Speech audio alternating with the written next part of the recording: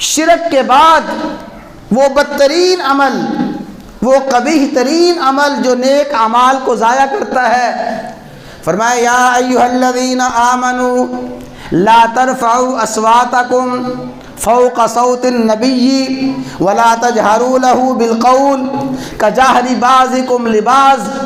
اے ایمان والو، اپنی آوازوں کو میرے نبی صلی اللہ علیہ وسلم کی آوازوں پہ بلند نہ کرو، ولا تجہروا له بالقول، اور میرے نبی کے سامنے چیخ کر چلا کر بات نہ کرو، کجہر بعضکم لبعض، جیسے ایک دوسرے کے سامنے چیختے ہو، چلاتے ہو، بلند آواز سے گفتگو کرتے ہو۔ میرے نبی کے سامنے ایسے گفتگو نہ کرنا، ایسے چیخ چلا کے نہ بولنا۔ ان تحبط اعمالکم، کہیں ایسا نہ ہو تمہارے سارے اعمال ضائع ہو جائیں۔ وَأَنْتُمْ لَا تَشْعُرُونَ، تمہیں شعور بھی نہ ہو، غیر شعوری طور پہ اپنے سارے کے سارے اعمال ضائع کر بیٹھو۔ جب یہ آیت کریمہ نازل ہوئی، حضرت ثابت بن قیس رضی اللہ تعالیٰ عنہ عظیم جلیل القدر صحابی ہیں۔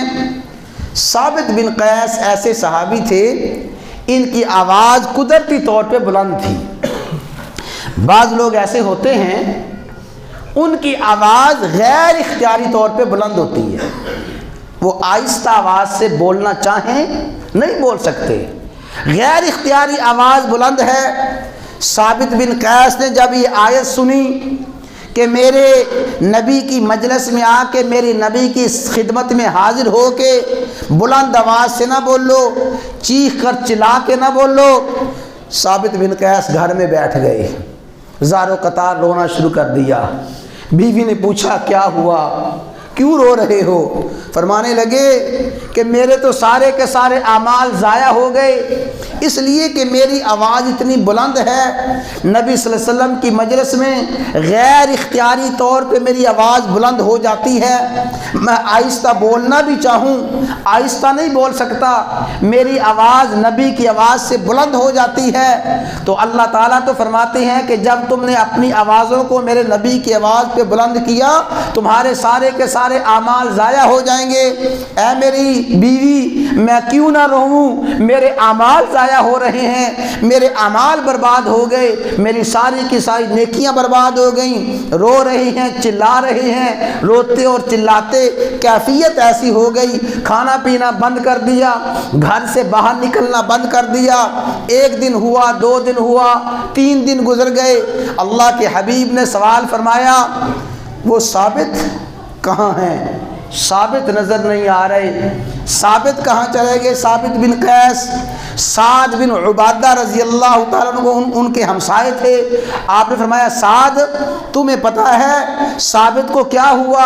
کیا کوئی ثابت بیمار ہیں اور ثابت کسی پریشانی میں مبتلا ہو گئے ہیں؟ ثابت نظر نہیں آ رہے۔ یا رسول اللہ، یا حبیب اللہ، مجھے نہیں پتا، میں خبر کروں گا اور ان کا حال لے کے آؤں گا۔ جب سعد بن عبادہ ان کے گھر میں گئے، بیوی نے بتایا جب سے قرآن کی آیت نازل ہوئی ہے لا ترفعوا اصواتکم فوق صوت النبی ولا تجہروا له بالقول کجہر بعضکم لبعض ان تحبط اعمالکم، جب سے آیت کریمہ نازل ہوئی ہے، ثابت کا تو رونا ہی نہیں تھم رہا، ثابت تو زارو قطار روتا جا رہا ہے، ثابت کی تو چیخیں اور ثابت کا تو آہ و بکا ہی ختم نہیں ہو رہا۔ سعد بن عبادہ واپس تشریف لائے، یا رسول اللہ ثابت کوئی بیمار نہیں ہے، ثابت کو کوئی پریشانی نہیں ہے، جب سے آیت کریمہ نازل ہوئی ہے ثابت تو روتا جا رہا ہے، کہتا ہے میرے اعمال ضائع ہو گئے۔ اللہ کے حبیب نے فرمایا نہیں، جاؤ واپس جاؤ،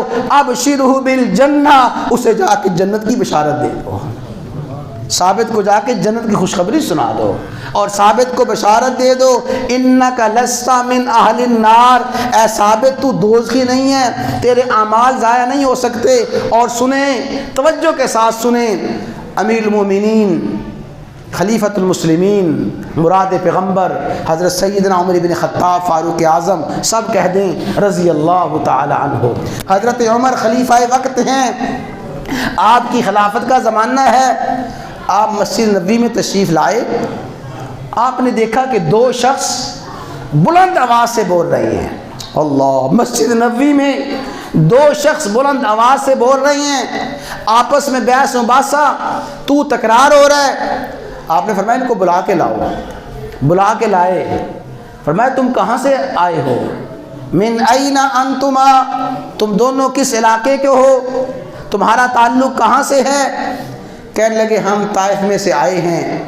فرمایا طائف سے آئے ہو تو مسافر سمجھ کے تمہاری رعایت کر دیتا ہوں، تمہیں چھوڑ دیتا ہوں۔ اگر تم اہل مدینہ میں سے ہوتے میں تمہیں سزا دیتا، تمہیں درے مارتا، کوڑے مارتا۔ تمہیں پتہ نہیں تم اللہ کے نبی کی مسجد میں ہو اور اس مسجد میں بلند آواز سے بول رہے ہو، یہاں چیخ کے بول رہے ہو۔ اللہ تعالیٰ فرماتے ہیں کہ جو میرے نبی کی آواز پہ اپنی آواز بلند کرے گا اس کے سارے اعمال ضائع ہو جائیں گے۔ بے ادبی اور گستاخی رسول، اہانت رسول وہ بدترین جرم ہے۔ بے ادبی کرنے والا، گستاخی کرنے والا اپنے سارے کے سارے نیک اعمال کو ضائع کر دیتا ہے۔